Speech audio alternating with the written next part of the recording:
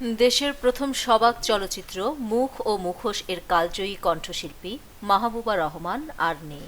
৯২ বছর বয়সে মগবাজারের নিজ বাসভবনে শেষ নিঃশ্বাস ত্যাগ করেন তিনি।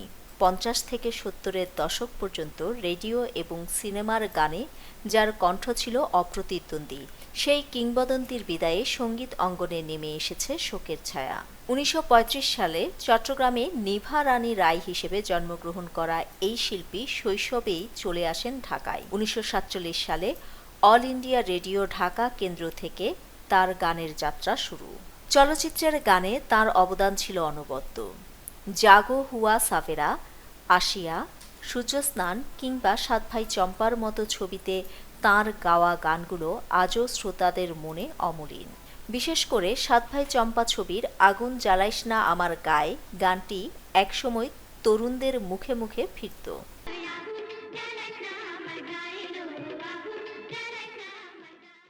ব্যক্তিগত জীবনে ১৯৫৮ সালে তিনি বিবাহ বন্ধনে আবদ্ধ হন প্রখ্যাত সাংস্কৃতিক ব্যক্তিত্ব খান আতাউর রহমানের সঙ্গে। তাঁদের সুযোগ্য সন্তান রুমানা ইসলামও বর্তমানে দেশের একজন স্বনামধন্য সঙ্গীতশিল্পী।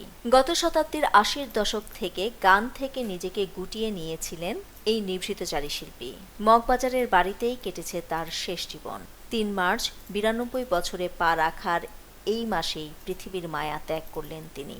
মাহবুবা রহমানের মৃত্যুতে বাংলা সঙ্গীত তার এক অনন্য অংশীদারকে হারালো। তবে তার কণ্ঠের জাদুকরী সুরগুলো চিরকাল বেঁচে থাকবে বাঙালির হৃদয়ে। নিউজ ডেস্ক, দৈনিক পূর্বকোণ।